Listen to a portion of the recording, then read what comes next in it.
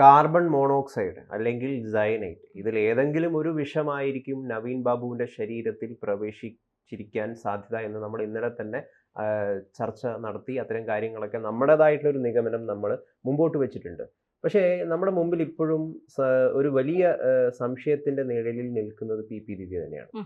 പലപ്പോഴും പല ചർച്ചകളിലും നമ്മൾ പി ദിവ്യയെ ഇതിനിടയിൽ മറന്നു പോകുന്നു എന്നൊരു കാര്യമുണ്ട്. കാരണം ഇതിലേക്കൊക്കെ നയിച്ച ആദ്യത്തെ കണ്ണി എന്ന് പറയുന്നത് നവീൻ ബാബുവിൻ്റെ ആത്മഹത്യയിലേക്ക് നയിച്ച ആദ്യത്തെ കണ്ണി എന്ന് പറയുന്നത് പി ദിവ്യ തന്നെയാണ്. ആരാണ് അവരെ അവിടെ അയച്ചത്? അത് മാത്രമല്ല, ഈ പി ദിവ്യയ്ക്ക് വേണ്ട രീതിയിലുള്ള ഒരു സംരക്ഷണം പാർട്ടിയുടെ ഭാഗത്തു നിന്ന് ഉണ്ടാകുന്നില്ല എന്നൊരു വിമർശനവും ഇപ്പം ഉയർന്നു വരികയാണ്. ഗോവിന്ദ മാസ്റ്ററാണ് പി ദിവ്യയെ കൊടുക്കാനായിട്ട് ഇപ്പോൾ രംഗത്ത് വരുന്നത് എന്ന് കേൾക്കുന്നുണ്ട്. എന്താ ഇതിന്റെ ഒരു സത്യാവസ്ഥ? പി ദിവ്യ ശരിയാണ്. പി ദിവ്യ കുറച്ച് നാളുകളായി നമ്മുടെ ഒന്നും ചർച്ചകളിൽ വരുന്നില്ല എന്നുള്ളതാണ്. അതിന്റെ കാരണം പി ദിവ്യ ഡമ്മിയാണ് എന്നാണ് ദൃക്സാക്ഷിയായ വീണാമണി പറഞ്ഞത്. അപ്പോൾ സ്വാഭാവികമായി നമ്മളൊക്കെ ചിന്തിക്കും പി ദിവ്യ ഡമ്മി എന്ന് പറയുന്നതിനോടൊപ്പം തന്നെ എം വി ഗോവിന്ദന്റെയും ഭാര്യ പി ശ്യാമളയുടെയും മകൻ ശ്യാമിൻ്റെയും കോൾ റെക്കോർഡുകൾ പരിശോധിക്കണം എന്നുകൂടി വീണാമണി പറഞ്ഞു വെക്കുന്നുണ്ട്. അപ്പോൾ ഇവർക്ക് 3 പേർക്കും ഇതിൽ എന്താണ് കാര്യം? നവീൻ ബാബുവിൻ്റെ മരണവുമായി ബന്ധപ്പെട്ട് ഇവർക്ക് 3 പേർക്കുമുള്ള പങ്ക് എന്താണ് എന്നുള്ളൊരു ചോദ്യം സ്വാഭാവികമായും ഉയർന്നു വരുന്നുണ്ട്. അതോടൊപ്പം തന്നെ ഈ കേസിൽ CBI വരണ്ട എന്ന് ആദ്യം മുതൽ വാദിക്കുന്നത് അല്ലെങ്കിൽ പറയുന്നത് പാർട്ടി സെക്രട്ടറി എം വി ഗോവിന്ദനാണ്. പോലീസ് കൃത്യമായി തന്നെ അന്വേഷണം നടത്തുന്നുണ്ട് എന്ന് പറയുമ്പോഴും നവീൻ ബാബുവിന്റെ ശരീരത്തിന്റെ പിൻഭാഗത്ത് രക്തം കട്ട പിടിച്ച് കിടക്കുന്ന പാടുകളുണ്ട് എന്നുള്ള വിവരം പുറത്തു വരുന്നു. മാത്രമല്ല, നേരത്തെ ഗൗതം സൂചിപ്പിച്ചതുപോലെ സൈനൈഡ് പോലുള്ള അല്ലെങ്കിൽ കാർബൺ മോണോക്സൈഡ് പോലുള്ള എന്തെങ്കിലും വിഷം ഉള്ളിൽ ചെന്നിട്ടുണ്ടോ എന്നുള്ള സംശയങ്ങളുണ്ട്. ആന്തരിക അവയവങ്ങളുടെ പരിശോധന കൃത്യമായി നടത്തിയിട്ടില്ല എന്നുള്ള വിവരം വരുന്നുണ്ട്. മൊത്തത്തിൽ പറഞ്ഞാൽ പോസ്റ്റ്മോർട്ടം റിപ്പോർട്ടിൽ വ്യക്തതയില്ല. പോലീസ് സർജനെ CBI അന്വേഷണം വന്നാൽ പോലീസ് സർജനെ ചോദ്യം ചെയ്യും, കളക്ടറെ ചോദ്യം ചെയ്യും, പി ദിവ്യയെ ചോദ്യം ചെയ്യും, വീണാമണിയെ ചോദ്യം ചെയ്യും. ആ സമയത്ത് വീണാമണി കണ്ട കാര്യങ്ങൾ, വീണാമണി ഇതുവരെ പുറത്തു പറയാത്ത കാര്യങ്ങളൊക്കെ പുറത്തു പറഞ്ഞാൽ ഒരുപക്ഷെ പി ശ്യാമളയും എം വി ഗോവിന്ദൻ ഉൾപ്പെടെയുള്ളവർ അകത്തേക്ക് പോകാനുള്ള സാധ്യത കൂടുതലാണ്. ADM പോലുള്ളൊരു ഉദ്യോഗസ്ഥനെ അധിക്ഷേപിക്കാനായിട്ട് പി ദിവ്യ ഒരു വേദിയിൽ ആരുടെയും നിർദ്ദേശമില്ലാതെ പെട്ടെന്ന് വലിഞ്ഞു കയറി ചെല്ലും, അതും ക്ഷണിക്കപ്പെടാത്ത ഒരു വേദിയിൽ വലിഞ്ഞു കയറി ചെല്ലും എന്ന് നമുക്ക് ഒരിക്കലും കരുതാൻ വേണ്ടി സാധിക്കും. തീർച്ചയായിട്ടും ദിവ്യയെ പോലുള്ള ഒരാൾ വലിഞ്ഞു കയറി വന്നതിനപ്പുറം സിവിൽ ഡെത്ത് എന്ന് പറയുന്ന ഒരു വാക്ക് ഇവിടെ ഒരു രാഷ്ട്രീയ നേതാക്കളും ഉപയോഗിച്ച് നമ്മൾ കണ്ടിട്ടും കേട്ടിട്ടുമില്ലാത്തതാണ്. അത് മധ്യകാല യൂറോപ്പിൽ ഉണ്ടായിരുന്ന ഒരു സിസ്റ്റമാണ് ഈ സിവിൽ ഡെത്ത് എന്ന് പറയുന്നത്. സിവിൽ ഡെത്ത് കഴിഞ്ഞ് ചെയ്താൽ ആ ആൾക്കെതിരെ ഒരു തരത്തിലുള്ള ശിക്ഷയും നടപ്പാക്കില്ല എന്നുള്ളതാണ് ഈ സിവിൽ ഡെത്തിന്റെ പ്രത്യേകത എന്ന് പറയുന്നത്. ആ വാക്ക് എങ്ങനെ ദിവ്യ ഇവിടെ ഉപയോഗിച്ചു എന്നുള്ളതാണ് ഏറ്റവും പ്രധാനപ്പെട്ട കാര്യം. പിന്നെ ആർക്ക് എപ്പോൾ വേണമെങ്കിലും എന്തും സംഭവിക്കാം എന്നുകൂടി ദിവ്യ പറഞ്ഞു വെച്ചിട്ടാണ് ആ വേദിയിൽ നിന്ന് ദിവ്യ ഇറങ്ങിപ്പോയത്. അതിന് തൊട്ടു പിന്നാലെയാണ് നവീൻ ബാബുവിന്റെ മരണം പിറ്റേ ദിവസം രാവിലെ നമ്മളൊക്കെ കേൾക്കുന്നത്. വീട്ടുകാർ വരുന്നതിന് മുൻപേ ഇൻക്വസ്റ്റ് നടപടികൾ പൂർത്തിയാക്കി, പോസ്റ്റ്മോർട്ടം പരിയാരം മെഡിക്കൽ കോളേജിൽ വേണ്ട എന്ന് പറഞ്ഞിട്ട് പോസ്റ്റ്മോർട്ടം നടത്തി. അപ്പോൾ ഇതിൻ്റെയൊക്കെ പിന്നിൽ പാർട്ടി സംവിധാനങ്ങളുടെ സ്വാധീനമുണ്ട് എന്നുള്ളത് ഉറപ്പ് തന്നെയാണ്. അതുകൊണ്ടാണ് നവീൻ ബാബുവിന്റെ മരണം ആത്മഹത്യയാക്കി തീർക്കാനായി തീർച്ചയായിട്ടും പാർട്ടി വൃത്തങ്ങൾ ശ്രമിച്ചത്. ഇപ്പോൾ പി ദിവ്യയെ സജീവ രാഷ്ട്രീയത്തിലേക്ക് കൊണ്ടുവരാൻ ശ്രമിക്കുന്നത് ദിവ്യയെ അടിച്ചമർത്തിക്കൊണ്ട് പി ശ്യാമളയെ ഉയർത്തിക്കൊണ്ടുവരാൻ, കണ്ണൂരിൽ നിന്ന് പി ശ്യാമളയെ ഉയർത്തിക്കൊണ്ടുവരാനുള്ള നീക്കമാണ് ഗോവിന്ദന്റെ ഭാഗത്ത് നടത്തുന്നത്. ഒരുപക്ഷെ ഗോവിന്ദന്റെയും പി ശ്യാമളയുടെയും നീക്കം അതിനായിരിക്കില്ല. അതിന്റെ പിന്നിൽ വേറെ പല കാര്യങ്ങളും ഉണ്ടാകാം. ഇപ്പോൾ വീണാമണി ആരോപിച്ചത് കൊണ്ടാണ്. ആ ആരോപണത്തിൽ വന്ന പേരുകളാണ് എം വി ഗോവിന്ദനും പി ശ്യാമളയും മകനുമൊക്കെ. എന്തായാലും CBI അന്വേഷണം ഈ കേസിൽ വരുമെന്നുള്ള കാര്യത്തിൽ ഒരു സംശയം വേണ്ട. കാരണം കോടതി കാര്യങ്ങളൊക്കെ കൃത്യമായി നിരീക്ഷിക്കുന്നുണ്ട്.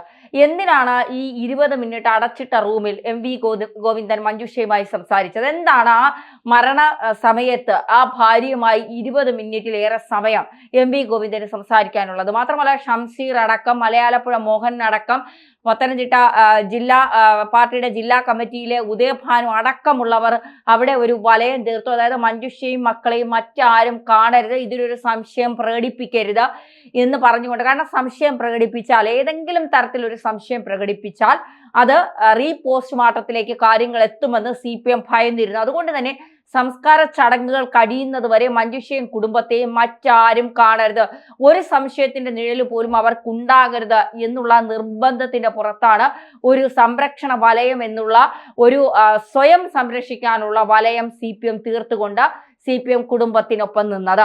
അത് കഴിഞ്ഞ് ബോഡി ദഹിപ്പിച്ചു കഴിഞ്ഞാൽ ഇനി റീപോസ്റ്റ്മോർട്ടത്തിന് ഒരു സാധ്യതയില്ല. അപ്പൊ പിന്നെ ഇനി അവർ രക്ഷപ്പെട്ടു എന്നാണ് അവർ വിചാരിച്ചു വെച്ചിട്ടുള്ളത്. പക്ഷെ മഞ്ജുഷ നിയമ പോരാട്ടവുമായി രംഗത്തിറങ്ങുന്നു. മഞ്ജുഷ കോടതിയിൽ കൃത്യമായി കാര്യങ്ങൾ പിന്നെ വക്കീലിലൂടെ കോടതിയെ അറിയിക്കുന്നു. കോടതി അത് കൃത്യമായി കോടതി ചോദിക്കുന്നുണ്ട്, പോലീസിന്റെ അന്വേഷണം ശരിയല്ലെങ്കിൽ മറ്റേതെങ്കിലും അന്വേഷണ സംഘത്തെ വെച്ചാൽ പോരെ, എന്തിനാണ് CBI അന്വേഷണം എന്നൊക്കെ. അപ്പോഴും മഞ്ജുഷ കൃത്യമായി പറയുന്നുണ്ട്, നിഷ്പക്ഷമായാണ് പോലീസ് അന്വേഷിക്കുന്നതെങ്കിലും പലപ്പോഴും നിഷ്പക്ഷമായി അന്വേഷണത്തെ മുന്നോട്ട് കൊണ്ടുപോകാൻ കേരള പോലീസിന് കഴിയുന്നില്ല. അതിൽ പാർട്ടിയുടെ ചില സ്വാധീനങ്ങൾ ഉണ്ട്.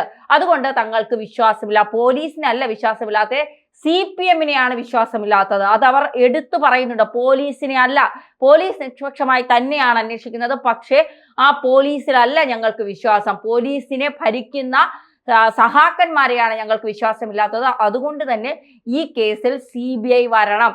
മഞ്ജുഷ പറയുന്ന കാര്യങ്ങളെല്ലാം ക്ലിയർ ആണ്. അതുകൊണ്ട് തന്നെ ഒരു കോടതിക്കും CBI അന്വേഷണം തള്ളിക്കളയാൻ കഴിയില്ല എന്നുള്ളതാണ്. നവീൻ ബാബുവിന്റെ മരണം അത് നമ്മൾ നിരന്തരം എന്തിനാണ് ചർച്ച ചെയ്യുന്നത്?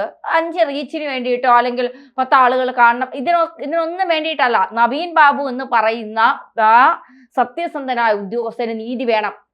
ആ സത്യസന്ധനായ ഉദ്യോഗസ്ഥന് നീതി കിട്ടുന്നതിനോടൊപ്പം തന്നെ നേരത്തെ ഹൈക്കോടതി അഡ്വക്കേറ്റ് ആയിരുന്ന സംഗീത ലക്ഷ്മൺ ഒരു പോസ്റ്റ് ഇട്ടിരുന്നു, നിരവധി പോലീസുകാർ മരണപ്പെട്ടിട്ടുണ്ട്, അവരൊക്കെ എങ്ങനെയാണ് മരിച്ചത്, എന്തിനാണ് മരിച്ചത്, അവരുടെയൊക്കെ കുടുംബത്തിലെ സ്ത്രീകളൊക്കെ വിധവകളായില്ലേ, മക്കൾക്ക് അച്ഛനില്ലാതെ ആയില്ലേ, അല്ലെങ്കിൽ അമ്മമാരാണ് പോലീസെങ്കിൽ അവർക്ക് അമ്മമാരില്ലാതെ. അപ്പൊ ഇതൊക്കെ അന്വേഷിക്കണം, തീർച്ചയായും അന്വേഷിക്കണം. ഒരു മരണം കൃത്യമായി തെളിഞ്ഞാൽ മാത്രമേ ഇതുമായി ബന്ധപ്പെട്ടുള്ള മരണങ്ങൾക്കെല്ലാം ഒരു വ്യക്തത വരൂ എന്നുള്ളതാണ്. അപ്പോൾ സത്യസന്ധനായ ഉദ്യോഗസ്ഥന് CPM ഭരിക്കുന്ന കാലത്ത് ജീവനെ പോലും ഭയപ്പെട്ടുകൊണ്ട് ജോലി ചെയ്യേണ്ട ഒരു അവസ്ഥയാണ് ഉണ്ടാകുന്നത് എന്നുള്ളതാണ്. ഇതിൽ CPM വ്യക്തമായ കരങ്ങൾ നടത്തിയിട്ടുണ്ട് എന്നുള്ളതിന്റെ തെളിവ് തന്നെയാണ്. എന്തിനാണ് party secretary MV Govindan CBI വരണ്ട എന്ന് പറയുന്നത്?